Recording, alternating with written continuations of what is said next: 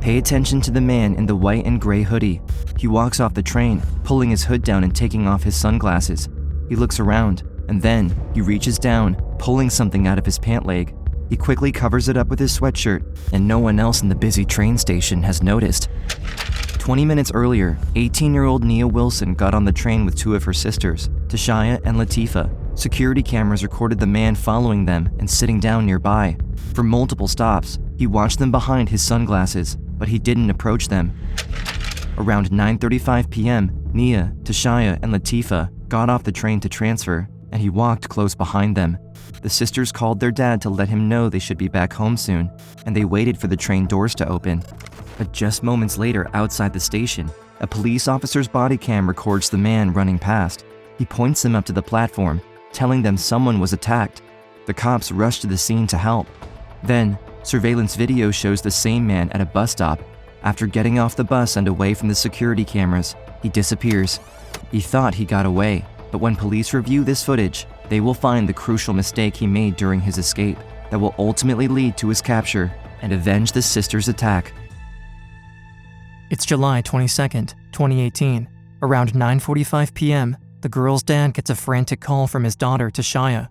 I couldn't understand what she was saying. All I could recognize her saying was BART. I figured maybe they got into a little skirmish with somebody on BART. Unsure of what he'll find, he rushes to the car right away and drives to the MacArthur BART station, or Bay Area Rapid Transit. All he knows is that his girls are in trouble, but what he sees there is worse than he could ever imagine. When I got there, I see a bunch of ambulance and police. I see them loading Latifa in the ambulance. I seen blood dripping down her arm, and I asked her what happened. She just said, go check on Nia. I turn around, I run up the stairs at BART, and I see my daughter's body. It's the hardest thing I ever experienced in my life, seeing my baby dead. It's impossible for Nia's dad to wrap his head around what he's seeing. In less than 3 minutes from when she was stabbed in the neck, Nia has died. Her dad also has the heartbreaking task of calling her mom, Alicia. When she hears what happened, Alicia is shattered. In disbelief, she leaves her home in Sacramento and heads for Oakland right away. It was like the longest, quietest, because I kept on waiting on them to call back and say she okay. But it never happened.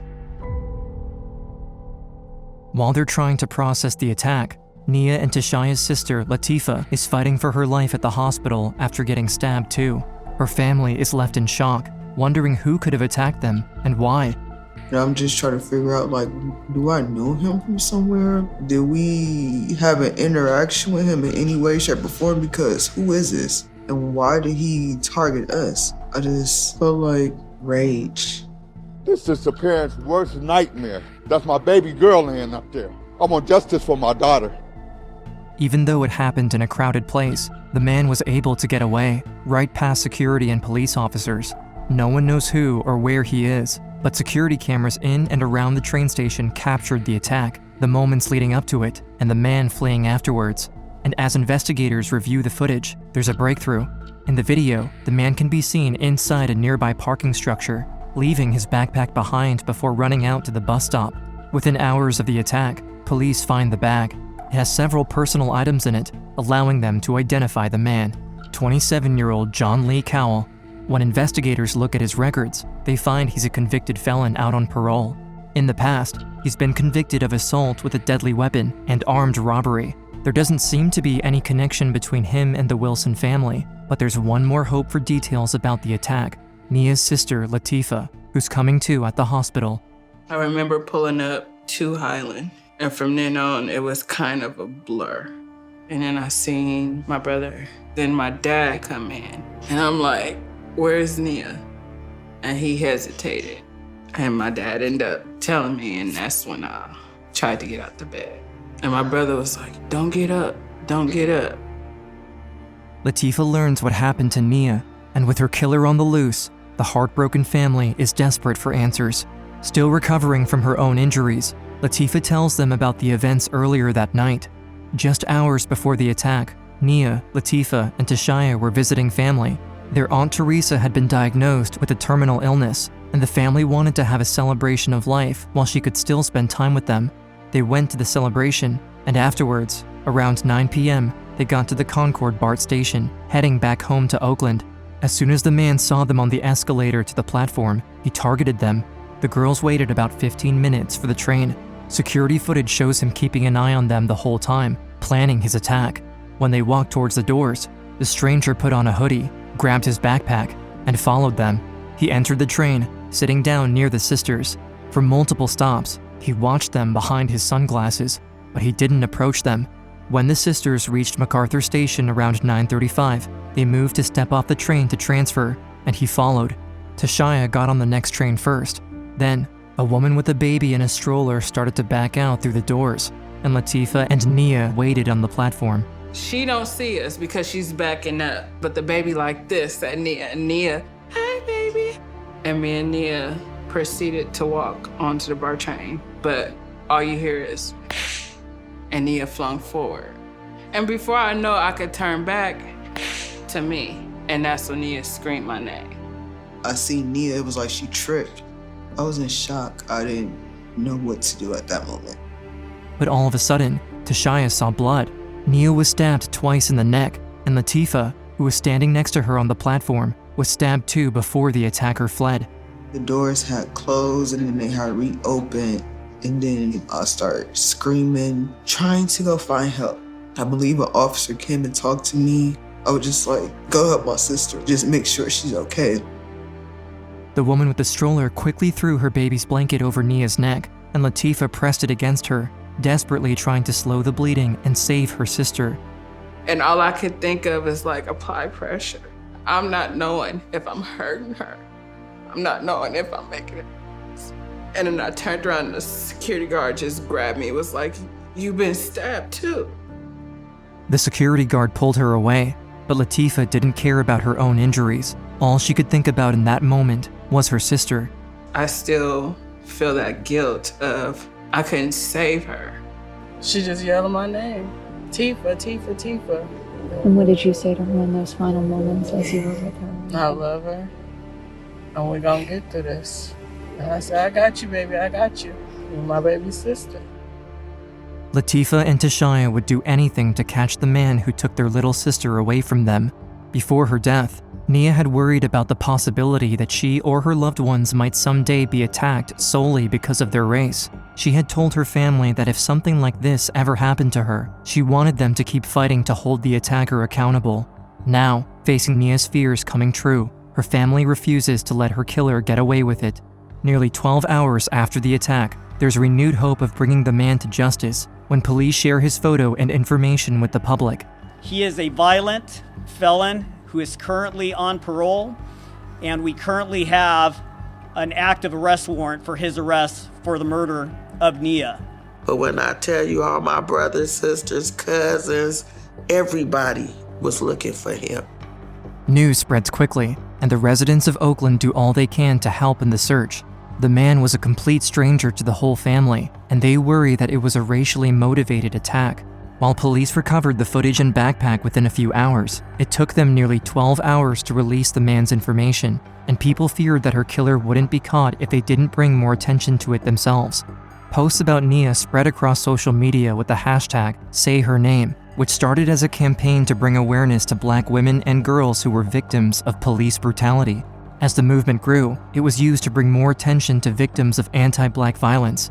Outrage builds, and around 1,000 members of the community gather at the train station for a vigil for Nia, pushing to get her story heard, honoring her and demanding justice. Even with so many eyes looking out for the man who killed Nia and tried to kill Latifah, it seems like he might have vanished.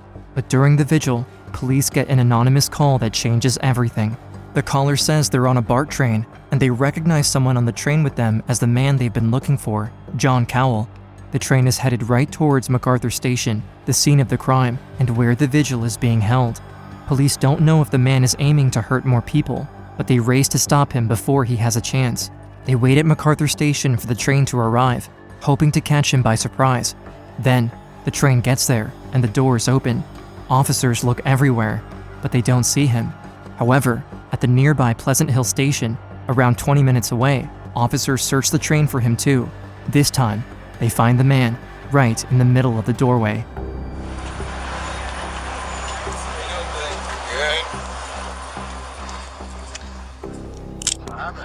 See you in a minute.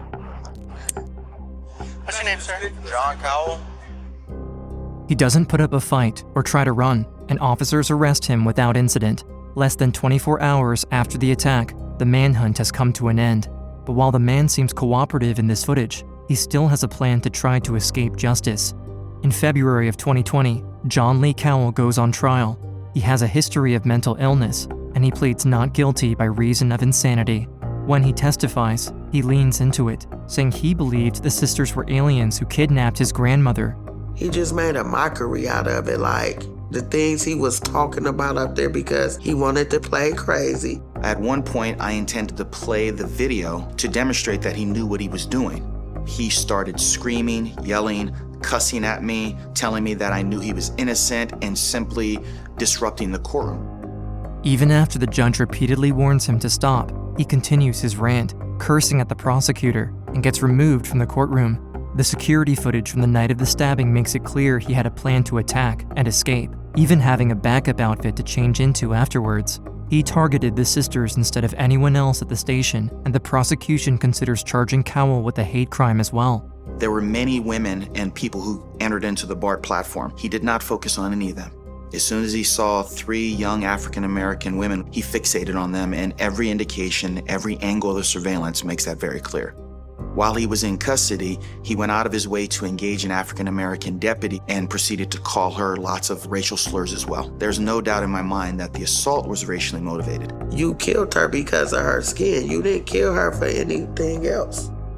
But with how difficult it would be to prove it was a hate crime, District Attorney Butch Ford recommends seeking premeditated murder and the special circumstance of lying in wait because he watched and followed them onto the train before attacking at the station. The family agrees, hoping to send him to jail for the rest of his life. And as Ford reviews the phone calls Cowell made while in custody, he makes a breakthrough. Mr. Cowell is happy to speak to his mental health caregivers because Mr. Cowell had mental health issues. There's no disputing that. But he also was forthcoming that he needed to stop taking his medication so that he could appear more crazy when the trial started. I think it was an absolute show. During the trial, he tries to play up the idea that he can't control himself and doesn't know what he's doing. But the judge isn't fooled by his antics, ruling that he was sane at the time of the attack. John Cowell is convicted of the murder of Nia Wilson, the attempted murder of her sister Latifah, and the special circumstance of lying in wait. He is sentenced to life in prison without parole. With him behind bars for the rest of his life, Nia's family can finally start to move on with theirs. Spend the rest of his life in prison. So I really think justice was served. And I know Nia smiling down on her family, her sisters, her friends, all her loved ones, the community. I know she can rest in peace. But while her family knows the man won't be able to hurt anyone again, it's a bittersweet moment. Now that the trial is over, they struggle to move on, grieving the tragic loss and reality of life without Nia. It's still a shock and overwhelming. Parts of me don't want to believe what's going on, and parts of me have to face reality. It was just something that I couldn't believe, you know. I couldn't sleep, couldn't eat. Messed around and had a stroke. I don't speak too clear. I have limited use of my right side. While it's a long, healing journey, Nia's family members each have their own ways of finding the strength to keep going. My dogs keep me up. We have a husky. She's very spoiled and she made me take her out for walks. She keeps me going. She's my therapy. Nia's sisters still grapple with the guilt of surviving the attack, but with the help of therapy, meditation, and loved ones, Tashaya and Latifah are able to find themselves again. They know Nia would do anything to make them happy, and they see how her story spreads, impacting people across the country. The community comes together because of her, with hundreds of people showing up to her funeral. She was dressed in gold and white, had a white casket. They gave her a carriage ride, released doves. It was beautiful. The name Nia comes from the Swahili word purpose. Nia's purpose lives on through others after her death. She was passionate about fighting for equal rights. She constantly put others ahead of herself, spreading kindness and compassion wherever she went. When I think of Nia, I think of sunshine, big, bright, beautiful smile. That was my baby. Like, a sister's love can never be defined. Nia was very close with her friends and family, and she touched the lives of many near and far. Tributes continue to pour in across social media, with friends, strangers, and celebrities bringing attention to her story. NBA star Steph Curry hosts a high school basketball showcase, and he dedicates the game to Nia, raising over $20,000 for her family. Her school also honors her at what was supposed to be her graduation. The class of 2018 is not complete without one more graduate. I'm very proud. This is an achievement that me and my daughter sat down and spoke of several times, and it's so heartbreaking that she's not here to experience this for herself. Nia loved music and dancing, and she dreamed of having her own dance studio one day. She also thought of becoming an EMT or paramedic, or even working in criminal justice. She always wanted to help people, and in 2019, her family created the Nia Wilson Foundation, dedicated to providing resources such as mental health counseling, homeless outreach, self-defense classes, and employment opportunities for young men and women. Nia's family thinks of her every day, working to honor her memory and continue her mission to make the world a better place. I always say, Nia, you make me a better person. I carry my daughter's name with a heavy weight, so whatever I do, I think about her because I can't fail her in no type of way. I think Nia wants to be remembered how she loved people, how she cared for people, her passion for people and rights for everybody. Me and my daughters and the rest of us will see this through. We will make it, even though it's very hard and it's something that we'll think about for the rest of our lives.